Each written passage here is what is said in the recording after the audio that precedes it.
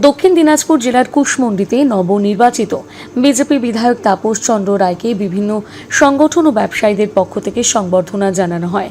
শুক্রবার কুশমন্ডি এলাকার ব্যবসায়ীরা ফুলের তোড়া দিয়ে নবনির্বাচিত বিধায়ককে শুভেচ্ছা অভিনন্দন জানান।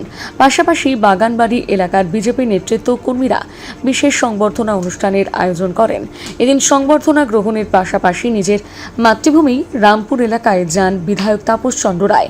প্রতি বছরের মতন এবারও তিনি রামপুর বুড়িমা মন্দিরে পুজো দেন। ঘরের ছেলে বিধায়ককে ঘিরে এলাকাবাসীর মধ্যে উৎসাহ উচ্ছ্বাস লক্ষ্য করা যায়।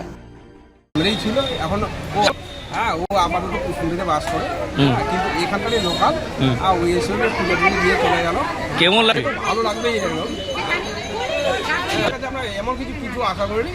ও যেন আমাদের সাথে এখানে যোগাযোগ রাখে, পাবলিকের কাজ যেন ভালোভাবে করে, এইটুকুই আশা করি। কত খুশি, যেহেতু আমাদের গ্রামের ছেলে, আমাদের এলাকার ছেলে, সেই হিসাবে আমরা খুশি। এই প্রসঙ্গে বিধায়ক তাপস চন্দ্র রায় বলেন, আমাদের কুশমন্ডি বিধানসভা সাংগঠনিক জেলার অন্তর্গত এখানে আমাদের কুশমন্ডি যে ব্যবসায়িক সমাজ কল্যাণ সমিতি রয়েছে, সেই সমাজ কল্যাণের তরফ থেকে আজকে আমাকে উষ্ণ সম্বর্ধনা দিয়েছেন ওনারা, এবং বিভিন্ন বিষয় নিয়ে কুশমন্ডি যে ব্যবসা সমিতিতে বিভিন্ন সমস্যাগুলো রয়েছে সেই বিষয়গুলো আমাকে আজকে জানিয়েছেন। তার পাশাপাশি আজকে আমাদের পরবর্তীকালে আমাদের কুশমন্ডি রামপুরঘাটের বাগানবাড়ি এলাকাতে যেখানে একটি ক্লাব রয়েছে, তারা আজকে আপ্যায়ন করেছিলেন এবং তাদেরও বিভিন্ন বিষয়গুলো নিয়ে আলোচনা হয়েছে। আগামী দিনে তারা কীভাবে ক্লাবগুলো চালাবে এবং তাদের কী নির্দেশিকা রয়েছে কিনা সেই সমস্ত বিষয় নিয়ে আলোচনা হলো।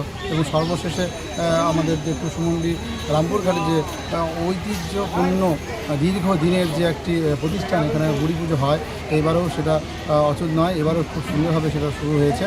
এবং সেখানে আমাকে আমন্ত্রণ করেছিল আমার গ্রাম বাংলার মানুষরা। এবং আপনারা হয়তো জানেন আমার এখানেই জন্মস্থান, আমার এটা জন্মভিটা, আমার বাপ ঠাকুরদা সবাই এখানে রয়েছে। এবং সেই জায়গা থেকে একটা মনের টান থাকে, সেখানে আমি এসেছি এবং ঈশ্বরের কাছে প্রার্থনা করেছি সকলের মঙ্গল হোক এবং আগামী দিনে কুশমন্ডি বিধানসভার প্রত্যেকটা ব্যক্তির যাতে সমস্যাগুলো সমাধান হয় এবং কুশমন্ডির উন্নয়ন সার্বিক হয়, সেটার দিকে নজর রেখে আমরা এগিয়ে চলছি। আপনারা পাশে থাকুন এবং আগামী দিনে উন্নয়নের জোয়ার আপনারা অবশ্যই দেখতে পাবেন। কুশমন্ডি থেকে দিলদার আলীর প্রতিবেদন, নিউজ টুডে।